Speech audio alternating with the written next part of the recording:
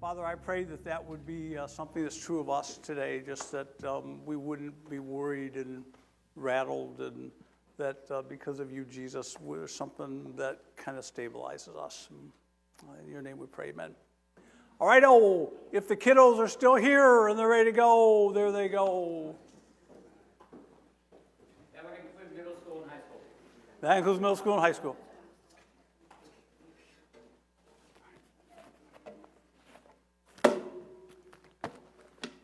All right, question for you today is, it's really a great theological question that I have.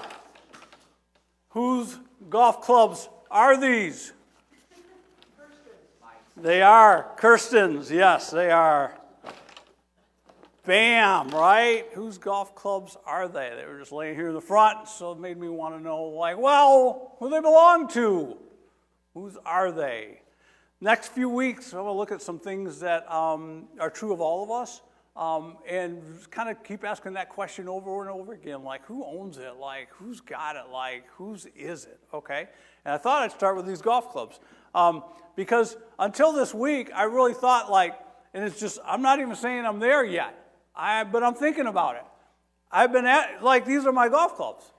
These are the clubs that I take when I play. I played twice in the last 10 days. I had a chance playing an outing with some people I really like, and then we just played some golf out at Innsbruck here recently, and of course they're my clubs. I'm the one who's buying them, right? I'm the one who goes to golf discount and tries out different things. Of course they're mine, right? I mean, you might not golf, but I want to ask you today, like, the stuff you've got, like, whose is it? And Jesus is like, there's just stuff there that's like messing with me, okay? And so over the next few weeks, this series called The Trust Fund, what if the idea is that the things that God has given us, he's actually put me in charge of, but they actually belong to him.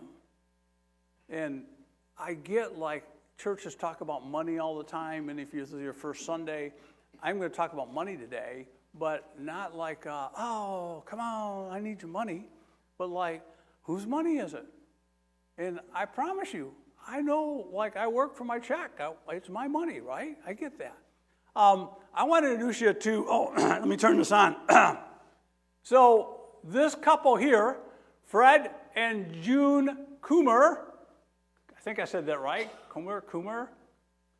How many of you know them? They're famous. They're famous in the state of Missouri, okay? We boil it down for you, all right? State of Missouri, famous couple. He was 91 when the picture was taken, okay, back in 2020. What are they famous for? Does anybody know? Anybody want to hazard a guess? Any guess at all? There's no such thing as a bad guess, but I will need my glasses so that I can read. No? I can't believe you people don't know who these people are. They would be disappointed. What do you think? October 12th, 2020, the news broke. Are you ready? They gave Missouri S&T $300 million, the largest gift that's ever been given to any hospital, any school, any nonprofit in the state of Missouri. $300 million. I mean, I look at this couple and I go, are you serious? I mean, if you saw them at Cracker Barrel, would you think they were worth that amount of money? Seriously? Would you be just going, wow? $300 million, largest gift ever given to any institution to this day. I did some other, like, hunting and pecking. May 2026, someone gave anonymously $200 million to WashU to establish a school of public health. And one of the things, when I hear this is, like, I want to say to myself, if you gave away $200 million, what did you keep? If you gave away $300 million, what do you still have left? Think about it from that perspective, right? That's crazy to think about. But somebody just in May gave WashU $200 million. Last August, St. Luke's Hospital there in Chesterfield was given a $25 million gift by the Taylor Foundation, the Enterprise, and you guys know them, you know that name out there. They put up $15 million for a new ER department, and then they had another gift of $5 million, and some other gifts that equaled $5 million to get to $25 million to do a project there at St. Luke's. And again, I'm like, man, do you think it would be? I'm just asking you. You don't answer. Don't put your hand up. But would it be cool if you could do that? And if you could do that, would you? That's an interesting thought, right? Because even if you could, that doesn't necessarily mean you would. I'm fond of asking people all the time. They're like, oh, Pastor Mike, if I won the lotto, I'd give to the church. And I'm like, would you? Would you? Because the great follow-up question is, if you're not giving now, what makes you think you'd give then? It's a fair question. It's not meant to be guilt. That's not at all where my heart is. It's more like, man, there's this thing in us that when we come across especially money, we feel like we've got to hang on to it all, right? Because if I lose it, I will be replaced. And the things that money does for people, what? It makes you feel important. It gives you a sense of status. It buys you security. In fact, that's why the angst when oil prices rise and you have less money in your pocket, you feel a little bit of an angst, don't you? Like, oh, I'm not going to have enough, right? I'm not going to have enough. And so how do people of faith, how do people who say they follow Jesus, how does that affect my wallet? How does that affect, like, who I trust with all this stuff? And if you're feeling the tension, I feel it, and I want you to know that I think Jesus feels it, and that's why he addressed it. So if you have a Bible, would you open to Luke chapter 16? If you've got an app, that works too. Luke chapter 16. I want to set the stage here by asking the question, what if what God has given you doesn't belong to you and is simply yours to manage? Would that change your perspective on things? That's what I've been wrestling with that. What changes if I'm simply a manager, okay, rather than the owner? And so in Luke chapter 16, Jesus is telling a story, okay? If you've grown up in church, I'm sure I can't believe you haven't heard the story, all right? If you're new to church, then you're just going to follow along with me, all right? Luke 16, Jesus told his disciples. So that's important. He's not talking to everybody outside the church. He's talking to the people who say they're his followers, okay? He's not talking like the world out there and get all the people that are unsaved. He's talking to his followers. Disciples probably primarily like the guys who are following him, but the extended circle of people are like, yeah, Jesus, like, I want to be on your team.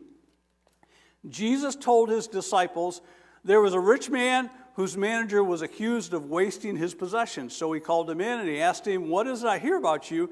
Give an account of your management, because you cannot be a manager any longer. And the manager said to himself, well, what am I going to do now? My master is taking away my job, and I'm not strong enough to dig, and I'm ashamed to beg. I know what I'll do so that when I lose my job here, people will welcome me into their houses, okay? And so now we're going to hear his story. What I want to jump down to is verse 14, okay? So if you're looking along, because I want you to understand everybody who is there. So he's speaking primarily to his followers. 14 says, the Pharisees who loved money heard all this. They heard everything Jesus was teaching. And they were sneering at Jesus. Sneering means to scoff. They were like, can you believe this guy? Oh, come on. That is not only the attitude, but I bet you the actions. They're in the crowd. They're not front and center, but they're out there, and they're like, yeah.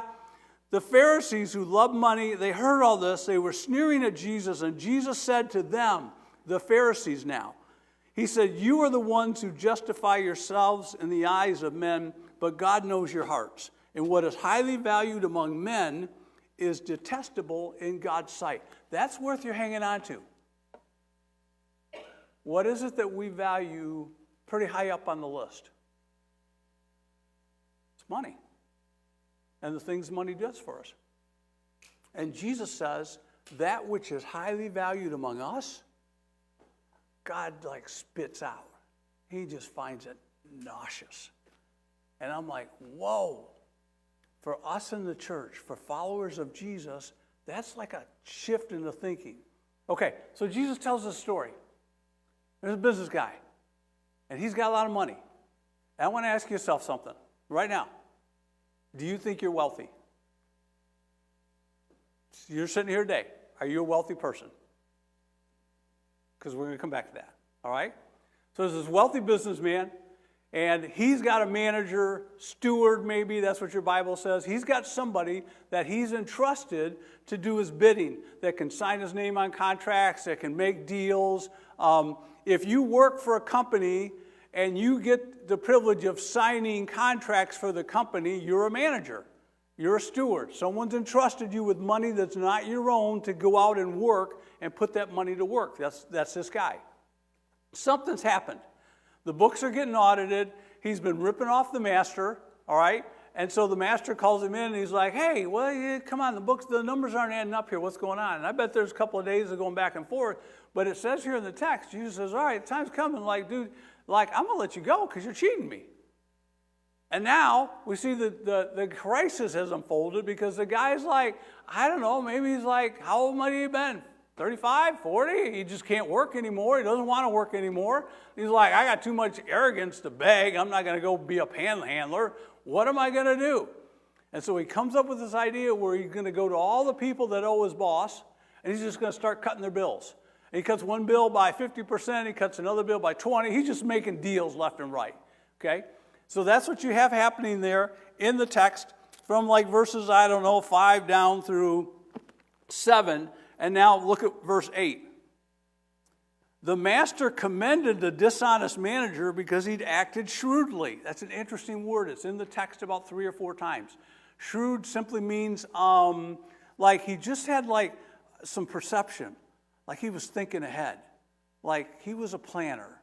There's some wisdom, some idea of being a practical guy. He's got a problem, and he's trying to solve it the best way he knows. And so he's going to go out, and he's going to cut his master's bills. All right? The master commended him because he acted shrewdly, for the people of this world are more shrewd in dealing with their own kind than the people of light. I tell you then, use worldly wealth to gain friends for yourselves, so that when it's gone, you're going to be welcomed into eternal dwellings. There's 3 characteristics of people who manage funds for God that I think are true of all of us, and that's where I want to get us to. But I want to go back to the question I asked you a moment ago. Are you wealthy?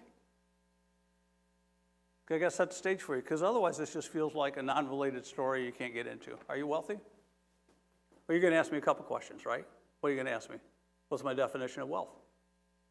Are you 300 million given away wealthy? Probably not. Maybe you are. I don't know, right? Are you $100 wealthy? I don't know. How many of you have 401k? How many of you got retirement going somewhere? How many of you have a fund manager? How are you different than this guy? You're no different. You got enough money that you got somebody else managing your money. And here's my question to you. If you found out someone who was managing your money was spending it to go down to Florida for their summer vacations, how do you feel? If you find out that someone's taking your money that you're saving for your retirement and they go out and buy a 2027 Land Rover with your money, how do you feel? If you aren't hot, I commend you. I got a hunch most of us would be like, yeah, this ain't going to play. We ain't doing this, right? That's the story. See, we make wealthy like, I'm not Fred and June wealthy. Those people are wealth, they're rich. They're loaded. That's not me. But you got enough money, you got somebody managing your money. How is that? You realize here in the U.S., I'm not going to bore you with it, but it is generally true that a lot of us have more money than most of the people in the world. We do. We just don't see it that way because I compare myself. Do you ever do this? If when I asked you if you're wealthy, who'd you compare yourself with? Just asking you. Did you go up or down? When you compare yourself with people with money, do you go up or do you go down? You always go up. I'm not as rich as, because somebody else in your mind has more money than you do. You're not as rich as. You don't go down. You never go down. Any of us want to go down into St. Louis City and compare ourselves against the people there and tell me you don't have money? But we never think that way. You always go to somebody who has more, and you say to yourself, look how much money they got. Look at the Walmarts. I don't have that much money. Sam Walton, I don't have that much money. Right? What about a single mom raising 2 kids? How much money does she have compared against you? So, that's the backdrop. Jesus tells the story. Dude's like embarrassed. What am I going to do? He starts slashing bills. He says, Now, it's interesting. I just want to say this. I'm not sure. Jesus seems to commend the guy. And what I'm not sure about is Jesus, like all of us would say, Jesus isn't commending this guy for lying, like going in and cutting the deal, is he? I read this week. This was interesting to me. What if what the guy was doing was he was calling his creditors and saying, hey, my boss is feeling really good. He'd like to cut your bill by half. No way. Yeah, way. When can we sign the document? Hey, my boss would like to cut your bill by 25%. Would that be okay with you? Surely you're going, no, yeah, come on. When can we, Wednesday? You got time over lunch? We'll just sign a new contract. What would have happened in that case? If then the boss turns around and fires that dude. Wait, what are you doing? You were just, he just was cutting a deal like in your name. I thought you were a really generous guy, and now you're letting him go? Shoot, I want to hire him. In fact, that's how that culture worked. And it's not a lot different than our culture today. Don't we use money today to buy favors? You follow the news at all? You see what's happening in politics? You don't think there's money being used to buy favor? You don't think there's people that are paying money to get out of jail free cards? Don't kid yourself. It's still going on today. People use money to influence people in power so that they can get a good deal. All this guy did was he went to these people who owed his boss money and said, hey, let me cut you a deal, so that when the money went away, when his job went away, he'd have people who would look at him and say, that dude was a pretty good dude. You want to come work for me? And you wouldn't be going, why'd the boss let him go? You just remember, man, he helped me out. So Jesus uses this guy to talk about money to his followers to say, what did this guy do that was so smart? And why are people that don't follow Jesus seem to have a leg up on people who say they do financially? What is it that's different about this? Okay? And Jesus he said there's 3 characteristics that I think jumped at me. Here's the first. They used their resources to bless other people.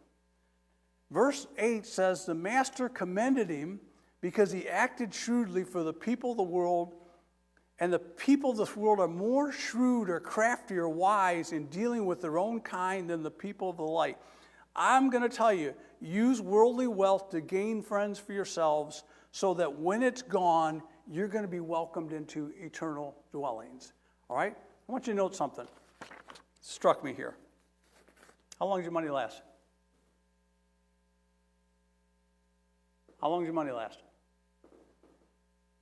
Sort of depends on the economy, doesn't it? Price of oil goes up, money goes down. For one, if the market crashes, you feel the pain.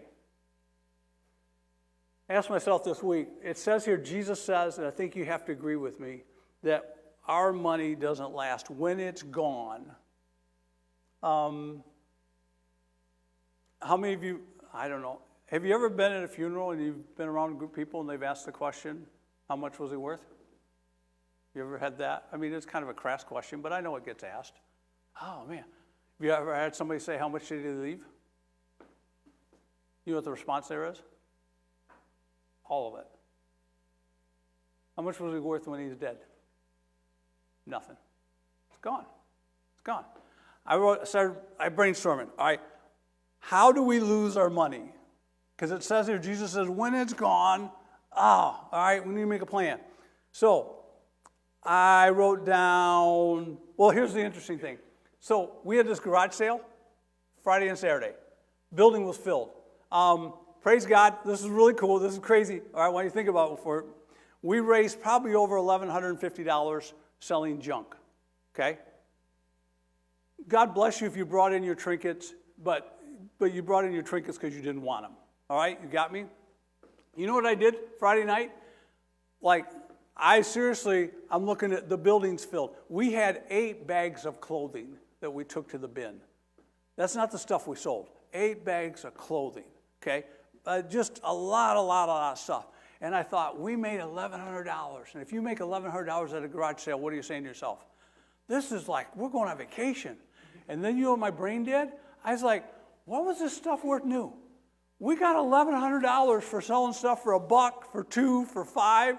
What was this stuff worth? We had thousands of dollars worth of stuff here that everybody at one time was like, yeah, I need that. Your money doesn't last, right? So stuff goes bad on us, the markets crash, we lose our job, things break. Where's my friend? I feel so bad. Tyler got a new 6-speed Civic with a clutch. Got it in January. I was talking to him this week. The clutch went out. I commended the dude. Anybody else here drive a clutch? Drive a stick with a clutch still? Today? This is like, there's not many of you, right? There's only the clutch goes out. Things break on us. Price of oil goes up. People rip us off. Families are expensive. Your family, your kids suck money from you.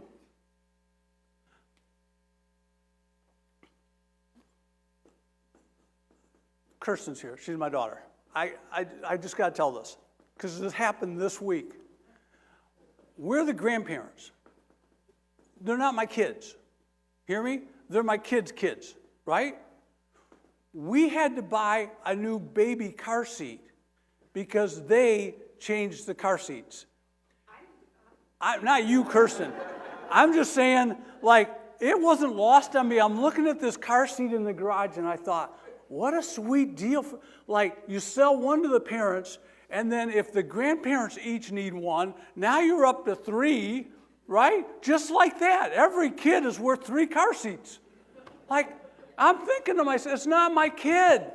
I said to Patty, why did we have to buy a new car seat? Ours is fine. And I got a great explanation, which still makes no sense to me. But that's the crazy world in which we live. Kids are expensive. They grow up and we got to buy them new stuff, new toys. I have in my notes here, money leaves us or we leave it. One of the two, right? It's like, oh man. So Jesus says, use money, use what you have, your worldly wealth, to make friends. Okay, so this was cool for me. What does this mean? VBS. I asked Shannon to get me this stuff. You know, we had 33 kids come to Vacation Bible School. 8 of the kids said on the card that they wanted to follow Jesus at the end of that week. Do the math. That's 25% of the kids who came to VBS walked away saying they want to follow Jesus. If you're going to put your money somewhere, that we invested $33 a kid to have VBS for that kid. 8 of them said they want to follow Jesus. That's pretty significant. I think that's pretty cool. If I'm going to use my money, I want to pour it into something that Jesus says here. Look, use your worldly wealth to make friends so that when it's gone, you're going to be welcomed into eternal dwellings. There's something about using my money to gain friends for eternity that matters, okay?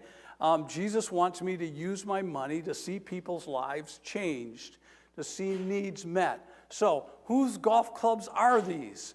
Well, I think they're mine. But you know what I've been doing with these golf clubs since I've been back to playing? Is a week ago Wednesday, I got to golf in the crew golf outing at Forest Park. I golfed there with my son Eric, who came up out of Texas, and then my son-in-laws Danny and Ryan. We came in second place in the B flight. We had a great time.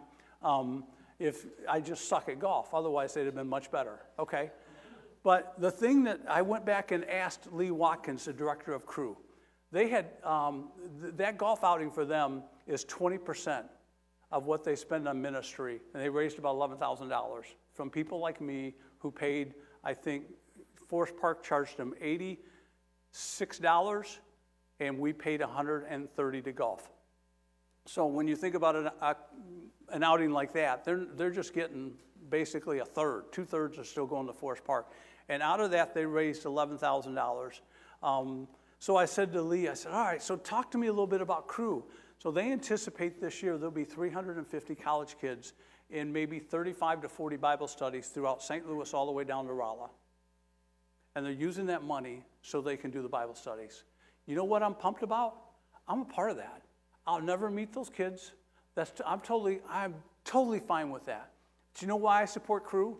Because my daughter and her husband at Michigan State University were part of Crew for 4 years, and their faith grew under those weekly Bible studies and teachings and the leadership of Crew. And so my heart is very, very much warm for people who want to reach college kids who are coming from all over the country to be here in St. Louis, and classes are going to kick in a week, and they use $50,000 to reach these kids all year long. He said 24 college kids put their faith in Christ last year at Crew through various Crew events. I had a part in that. My money went to make a difference in people's lives for eternity. When you give to what God is doing, people's lives are changed. We gave a check to Miss Tina today. Miss Tina's in a part of the world talking to people that you will never meet this side of eternity. But she is influencing people there for Christ. She's leading studies. She's having spiritual conversations in a country where that's not supposed to happen. And you and I get to be a part of that. That's what I think Jesus means when he says, hey, use your worldly wealth to make friends for eternity. It's not give to the church because the church is like, oh, we're so destitute, we're so poor. Some of you probably maybe come from other churches where you feel like, well, they just messed our money up. And how many? I've heard the horror stories. We're building the new addition. I'm talking to the contractor. If you know anything about building contractors, this dude was a rough dude. That's all I'm saying. He's a fun dude. We talk every day. He'd come in here, and he's like, yeah, you know, and at some point we got talking about an addition they did for a church leader in the metro St. Louis area. And you know what? He said, we put in a gold toilet. And I said, did you see? I did, Tim. I was like, tell me you're joking, man. There's just no way. He said, God's honest truth. We put in a gold toilet in this, like, pastor's house. And I'm like, oh. And I wonder, and so as a pastor, it's not a shock to me to people that are like turned off when churches talk about money because you think it's going to gold toilets. I said to him, will you see what we're doing? Do you see any gold in this place at all? There's not. Here, let me show you a car I drive, okay? God's honest truth story. My son-in-law told me there's a pastor out of the city went to Bogey Hills Country Club recently because his church was going to buy him a membership at Bogey Hills. He wanted to know how much it cost to get into Bogey Hills. Like, really? So, at the door afterwards, Matt, will you grab a basket? I'd just love for you to put in like your plastic. Don't bug me with your fives. Put in your plastic as you walk out, because I want to have a membership at Bogey Hills Country Club. And I need you guys to pay for it, right? I'm like, oh, man, that's not what we're talking about here. Jesus is saying, man, find some spots where God is working and people's lives are being changed and jump on that, all right? That's what it means to use your worldly wealth to make a difference in people's lives for eternity. Because I don't even care. I don't need to meet them here. I just need to know that they're worshiping with Jesus. Last stat I read, over 65% of people who come to faith in Jesus do so before 18. That means if you're over 18, it's not impossible for you to be a follower of Jesus, but the odds are not in your favor. You know why the odds are not in your favor? Because you become already self-sufficient. You don't think that you need God. Your life's doing okay without him. Why would you put your faith in God? Kids are trusting. Kids believe. Kids it's easier to reach the heart of a kid than it is an adult. That's just the honest truth of it. And so let's use our funds in ways in which people are making a difference in the lives of people. Paul said in 1 Timothy 6:18, don't put your hope in your wealth. Don't be arrogant in doing that. Instead, do good, be generous, be ready to share. Okay? So how do you do that? How could that happen at Stonebridge? Could I just suggest something to you? Make Stonebridge, for Patty and I, that's the first place that when we do our spending plan, our gift to the church is the first thing we do. It's not the last thing. It is the very first thing if you were to look at our spending plan.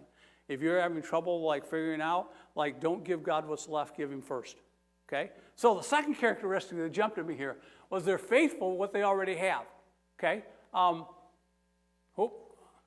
They're faithful with what they already have. So Jesus says in verse 10, whoever can be trusted with very little can be trusted with much, and whoever's dishonest with little will be dishonest with much. If you've not been trustworthy in handling worldly wealth, who will trust you with true riches? If you've not been trustworthy with someone else's property, who's going to give you property of your own? There's a couple of contrasts there that just struck me.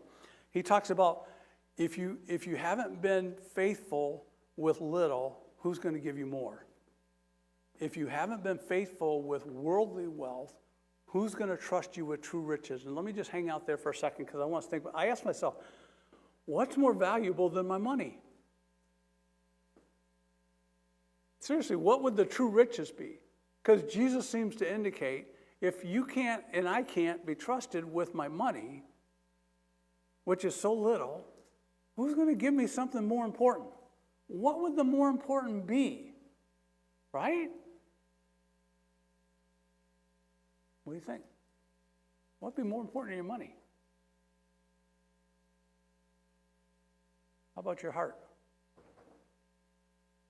How about peace when the money goes south? How about a relationship with God where you don't flinch when bad news comes because you believe that God has you, God has your family? How about being a person of character? Those are spiritual things. You want some physical things? If the spiritual doesn't, this has just jumped at me. I've read a couple of articles. Generous people have more friends than greedy people by almost a person. Generous people have over 3 friends, and greedy people are averaging less than 2.5 friends. Generous people are least likely to be in debt. Greedy people, I was driving around this week thinking about that. Greedy people are more likely to be in debt. And I'm like, why would they be in debt? Aren't they the ones hoarding it for themselves? But when you hoard it for yourself, you tend up spending it on yourself. Generous people are least likely to be in debt. Generous people like themselves when they've done the surveys. 74% of generous people like themselves. You know how many greedy people who think about themselves first, like themselves? Just over half. There's about a 20% difference. Your self-esteem is better when you're generous. That's all that's saying. 70% of people who say that they're generous and act on that are more satisfied at work. If you are not satisfied at work, chances are you are self-absorbed and self-focused. And that's the note I made myself. What's the huge difference between generous people and people who hang on to themselves? You're self-focused. It's all about you. Generous people, you're looking out. Who can I help? Who can I bless? What has God given me that I can make available to somebody else? So Jesus comes along here and he says they are faithful with what they already have. Don't let any pastor, preacher, Jesus never asks you to give what you don't have. He just always simply says what's in your hands. And I hate that. I hate that. You heard the story of the farmer? He has 2 cows. He and his wife make a deal. 1 cow will be God's. 1 cow they'll keep. They'll raise them both. Time will come. They'll give God his cow. Things goes on. Things life well for about a year. One of the cows dies. Farmer comes in and tells his wife, honey, brown cow, found it dead out in the pasture. Like, oh, man, it's terrible. That's our cow. They're like, no, that was God's cow. Well, I didn't think you decided. No, we decided today. I thought it was funnier when I did it myself. But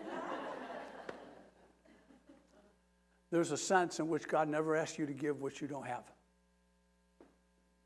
But he will ask you with what's in your hands. And I don't like that. Whose golf clubs are those? I'd like to think they're mine. And yet there's something in me that's spinning that says, what if they're God's golf clubs and I can use them? I can use them to play rounds and make friends. I can use them to spend time with the people I care about. I can use them to benefit a cause. Golf clubs. Your car. I didn't talk about your wallet. A couple of weeks we're going to look at your time. What if you're just a steward of your time? You don't really own it. But God has given you and I days that we might be a blessing and encouragement to others and build other people up and build the kingdom up. What if that's why you've been given time? He calls us to be faithful, and he just simply says, if you can't be trusted with the little stuff, who's going to give you real riches? Who's going to give you more? If you've not been trustworthy with someone else's property, who's going to give you property of your own? So, what can you practically do with this? I want to encourage you. Years ago, how many of you have a budget? I don't like the word budget. I think the word budget stinks. I really do. People get turned off by it. Do you have a spending plan? We have a spending plan. Every month, we work hard at telling our money where it's going to go. That's my spending plan. Not my budget.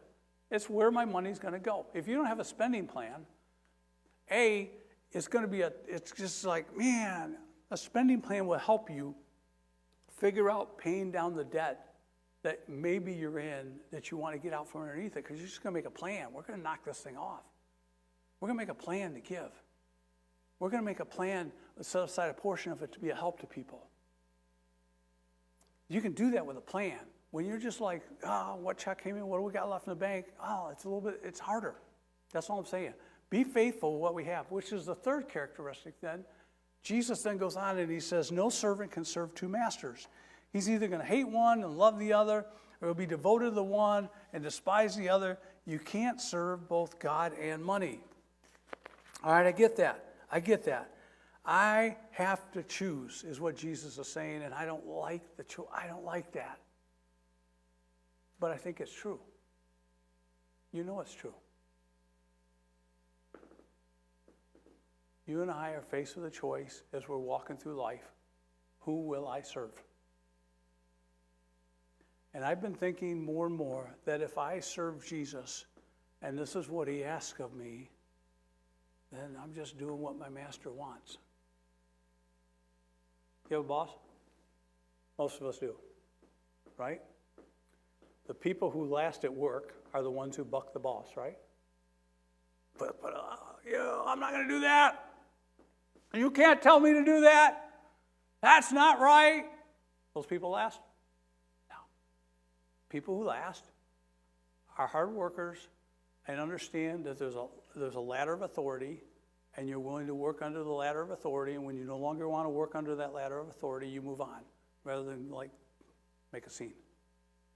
You can't serve two masters. You've got to be devoted to one. And Jesus says when it comes to life, you and I have got a choice. You know what kills me? This. What's it say in the back? Besides $10 bill. Every $10 bill has what on it? Say it out loud. In God we trust. 1955, Eisenhower went to Congress.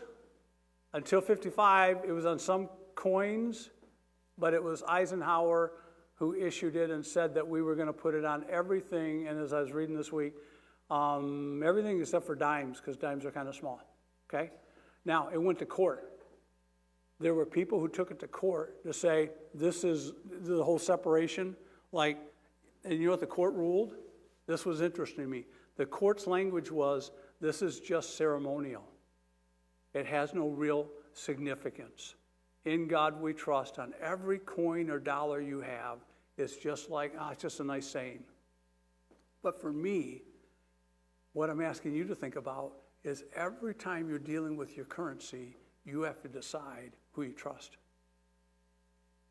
Who's your trust in? So take our church.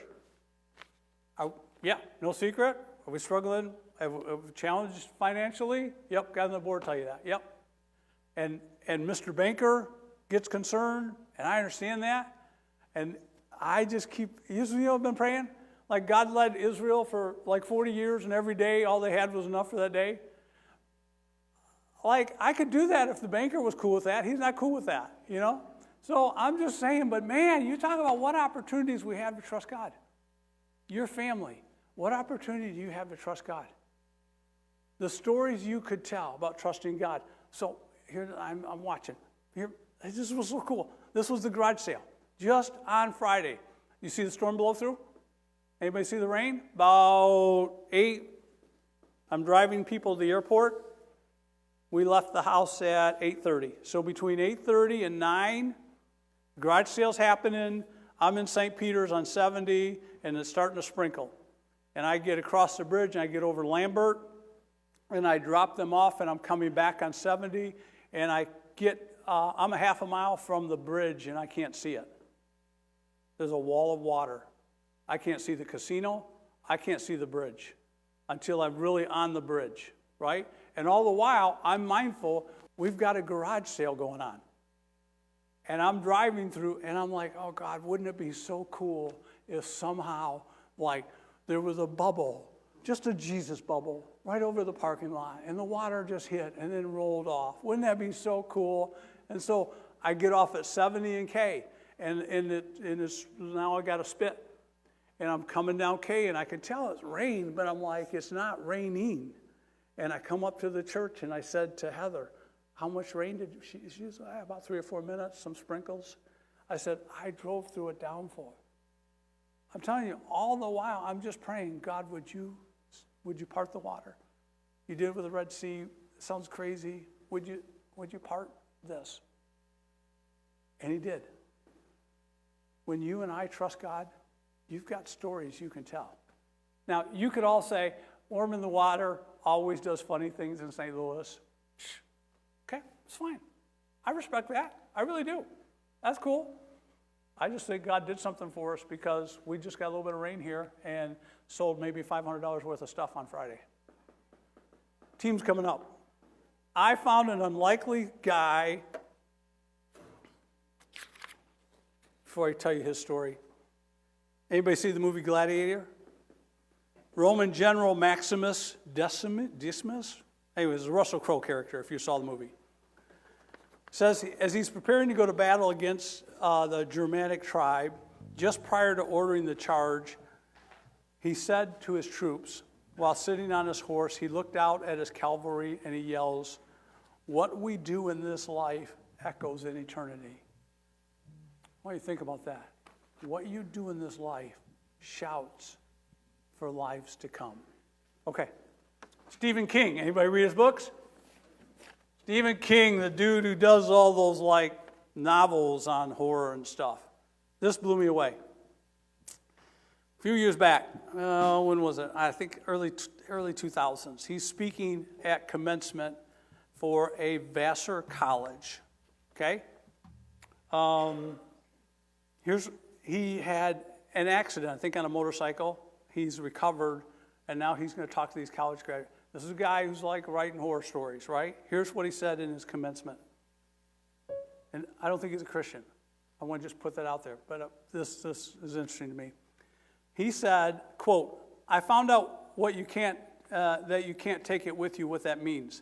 I found out while I was lying in the ditch on the side of a country road covered with mud and blood and with my right leg poking through my jeans. I had a MasterCard in my wallet, but when you're lying in a ditch and broken glasses in your hair, no one accepts MasterCard. We all know that life is short, but on that particular day and in the months that followed, I got a painful but extremely valuable look at life's simple backstage truths. We come in naked and broke, and we may be dressed up when we go out, but we're just as broke.